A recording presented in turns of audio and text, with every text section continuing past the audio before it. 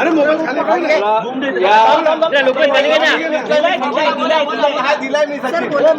मुळामध्ये संजय राऊत यांनी जे काही आरोप केलेले आहेत या आरोपामागं त्यांच्या मनामध्ये कुठली सल आहे ह्याची मला अजूनही उलगडा होत नाहीये.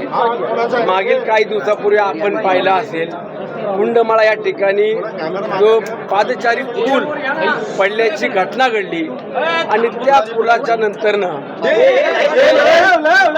राज्य सरकार कुठे आहे, तिथले स्थानिक आमदार कुठे आहेत, अशा पद्धतीने जाणीवपूर्वक आरोप केले जात होते. आणि त्यानंतर त्या पुलाकरता सरकारनं काय केलं तर त्यावरती 8,000 रुपये दिले, 80,000 रुपये दिले, असे वेगवेगळे आरोप ते सातत्याने करत होते. ज्या पुलाच्या रकमेकरता राज्य सरकारनं 8 कोटी रुपयाची तरतूद केली आणि आपण बुकलेटला जर पाहिलं तर त्या ठिकाणी 80,000 रुपये अशा पद्धतीने लिहिलेले असतात. म्हणजे संजय राऊत यांना व्यावहारिक किती माहिती आहे हे मला माहीत नाही, परंतु संजय राऊत यांनी जी काही माहिती आपल्याकडे दिली किंवा जे काही आरोप केले आहेत ते आरोप करत असताना कुठल्याही प्रकारचे पुरावे नसताना त्यांनी आरोप केले आहेत. मी संजय राऊतांना सांगू इच्छितो, जर आपल्याकडे अशी कुठल्याही प्रकारची माहिती असेल, मला शासकीय कुठल्या नोटिसा आल्या असतील किंवा जर माझी कुठली चौकशी सुरू असेल तर त्याची मला त्यांनी माहिती द्यावी, त्याचे पुरावे द्यावे. जोपर्यंत संजय राऊत हे स्वतः लेखी कुठले पुरावे देत नाही तोपर्यंत या बाबतीत मी कुठलाही खुलासा देणार नाही.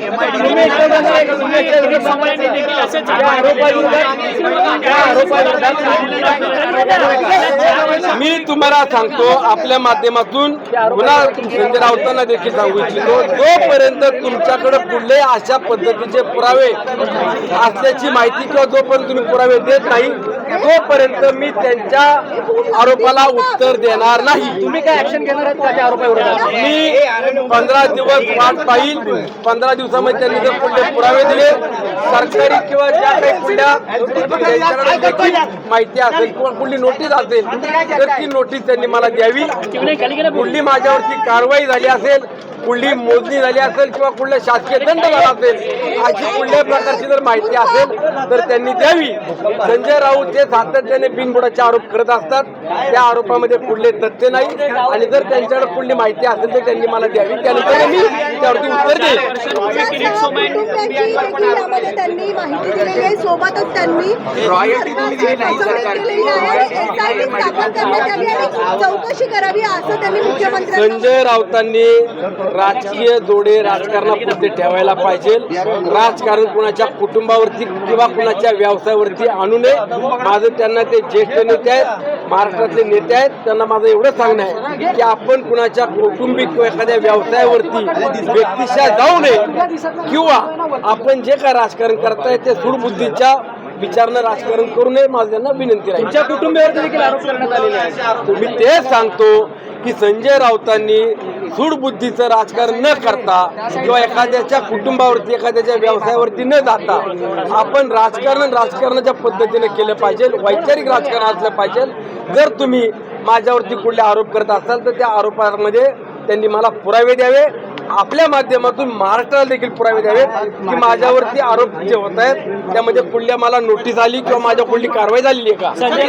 कायदेशीर नोटीस पाठवणार का तुमचा? घ्या परदेशात भरारी, तेही सर्वसामान्यांना परवडणारी. 1 रुपया भरा आणि थायलंडमध्ये फिरा. सचिन इंटरनॅशनल घेऊन आले आहेत जगातली सर्वात स्वस्त परदेश टूर. पूर्ण 5 दिवसांचं पॅकेज आता फक्त 32,999 रुपयांमध्ये. पॅकेजमध्ये विमान प्रवास, हॉटेल, ब्रेकफास्ट, ट्रान्सपोर्ट आणि प्रेक्षणीय स्थळे.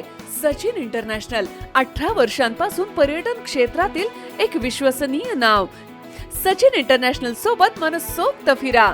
संपर्क 7767989898.